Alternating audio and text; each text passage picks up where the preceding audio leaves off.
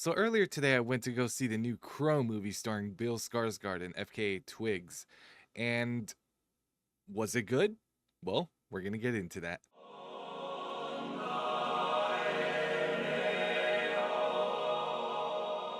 Hi, everyone, and welcome to my channel. My name is Izzy, or if you know me on Twitch, I go by Cheeky Moose 0777.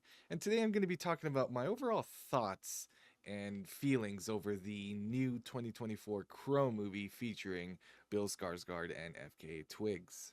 Now, when the movie was first announced, I had the same reservations and questions that everyone else had pertaining to the movie, which was, why are you making this in the first place? Now, I went into this movie with my mind open and my expectations essentially on the ground. I recorded a before and after video just to kind of show you guys exactly what my reaction was. So I'll go ahead and roll those for you. Hey everyone, I just got to the movie theater. I have an early showing for The Crow at 10:20 a.m. It's currently 10:02, and yeah, I'm a bit interested, excited, and a bit nervous as to what I'm gonna see. I heard the movie was garbage, but honestly, like, my expectations for it are already so low. I would say the nerves are just how badly are they going to screw this up. So it's gonna be interesting. I'll record a video for you guys afterwards, basically with my initial thoughts, and then yeah, I'll definitely have an opinion afterwards. So see you guys until then. Alrighty, guys, I just got out of the movie after watching The Crow. My initial thoughts, all those reviews you guys see saying the movie is shit and it sucks. Yeah. Yeah. Yeah. I definitely have some thoughts and I'm going to pick it apart. So, yeah. Back to me in the present. Now, this is going to be a spoiler free review just because if you guys still want to go see it, by all means go do so. And for those of you who won't, well, you'll find out soon enough. Now, upon leaving the theater and recording my video in the car, I kind of had to mull over and think about what I was going to say because I needed to process what I had just seen. And to be completely honest, it was garbage. Now, when I say garbage, I'm talking about the overall feeling of this movie does not feel like a Crow movie. The story we know of Eric and Shelley via the comic book or the 94 movie just isn't there. The only resemblance it has to that is the fact that they are called Eric and Shelley. You could have named them Bob and Sally, and it would have been a completely different Crow story. Yes, still along the lines of one dies or both die, and one has to come back and avenge both of them.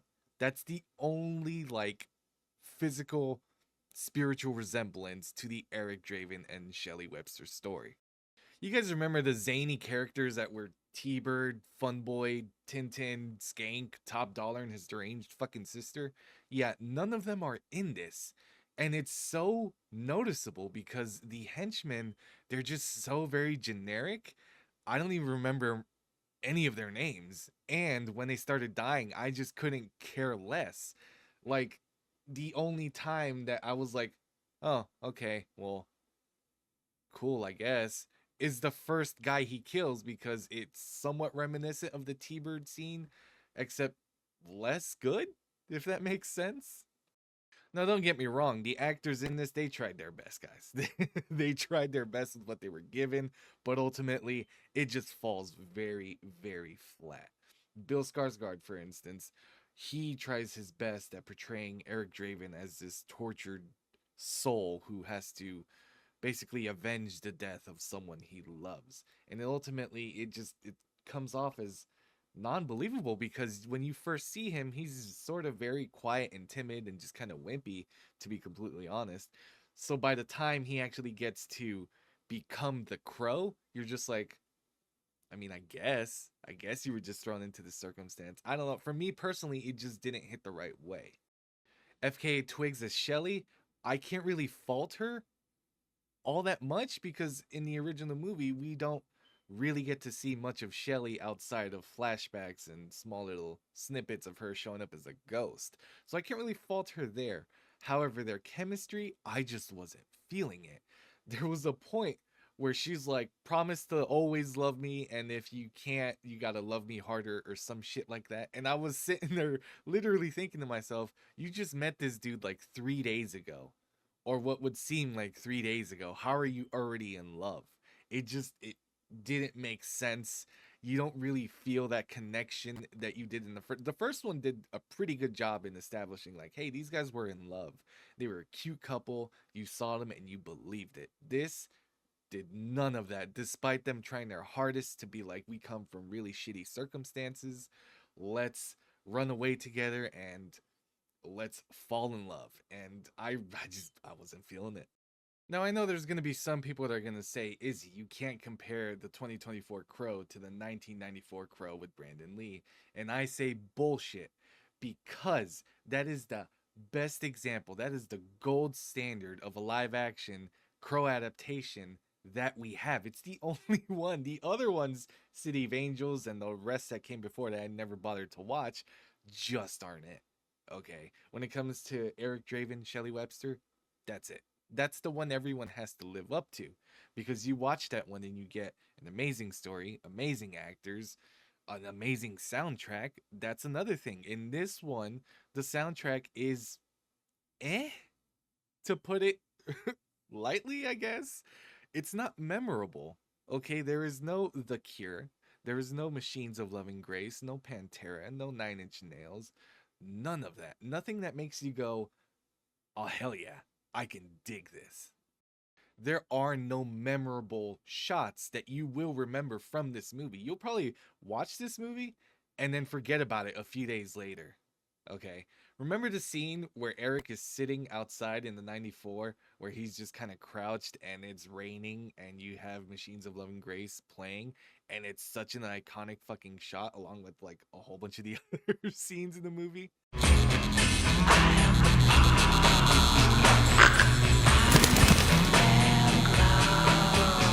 There's none of that. There really isn't. They couldn't even bother to have him like spray paint the wall and put a crow on there, or like, I don't know, kill someone and then splay their body out in the form of a crow. Nothing. It feels like there's no soul in this. It feels like there's no love for the comic book, and most certainly not the 94 version of the crow. It's overall the experience was just very boring to me. I found myself looking at my phone during the movie to kind of be like, "Oh, I wonder who texted me." Like it just didn't retain my attention the way that a Crow movie should. I will say, however, that the action scenes are kind of cool. I'll give him that point. The only issue with that is that they showed all the action scenes in the trailer. So if you watch the trailer, essentially you saw all the fight scenes with maybe one tiny little fight scene at the end that really just kind of led to nothing. Like for instance, there's a point where Eric starts wielding the katana. I believe in the comic books he does have katanas, if I remember correctly. But anyway, he goes to an opera house and he's killing people with it, which I thought, okay, that's pretty cool. You know, they could have him relying heavily on guns, but in this one the gun is just kind of an extra tool. His preferred weapon is the katana, which I'm like, okay, point for that. And it's also cool that at one point he gets impaled with it and falls on people, which then impales them with the other end that's sticking out from him, which I thought was pretty cool and kind of funny because you don't really see that in movies nowadays. They kind of just get stabbed and forget, oh, there's another pointy end. You know, so the fact that he was falling on people and killing them with that end, I thought it was pretty funny and I thought it was cool. I thought it was creative, which was apparently the only creative idea they had in this movie. Another thing that I thought was kind of decent and kind of cool in a way was the fact that Sammy Bojila's character, which is called Kronos in this, is essentially the Skull Cowboy from the comics. And if you guys didn't know, the original 94 Crow movie was supposed to have a Skull Cowboy in it. They had filmed it, but they just figured it would kind of seem out of place in that version of the story, which I can kind of see. It would have been a little strange if we saw a Skull Cowboy rocking around with Eric Draven in the Brandon Lee version. But yeah, that's what I kind of thought Kronos was. I mean, personally, they could have made him Skull Cowboy and they could have just had Sammy voice him, but I don't know. It's just that was like the only kind of comparison I could see and was like, all right, that's cool, I guess. The Crow movie of 2024, it just wasn't good, you guys. It was not good. I left the theater feeling pretty disappointed. I mean, if you're a fan of the comic books or the movie, just go ahead and watch those. Okay, because this is The Crow only by name. There's just it's not fun. There's nothing redeemable about it. I mean, good job to the actors who tried to make this work, but unfortunately, it just you're not going to like it. You're not going to like it. Overall, those are my thoughts and feelings about the new Crow movie. If I had to rate this movie out of 5, I would give this a 1.5 out of 5.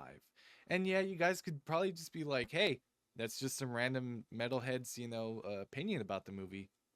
That's perfectly fine. That's perfectly valid. I would encourage you guys to go see it if you want to see it, form your own opinion. And if you guys have already seen it, go ahead and comment down below. I'd love to read them. And if you guys like this video and want to see more, please like and subscribe. Okay, I'd greatly appreciate it. And if you guys want to catch me on Twitch where I play video games, react to trailers, talk about metal bands, or just fun, crazy things, I stream every other night on Twitch, and I would love to see you there. So until then, you guys, I will see you guys on the next one. Laters.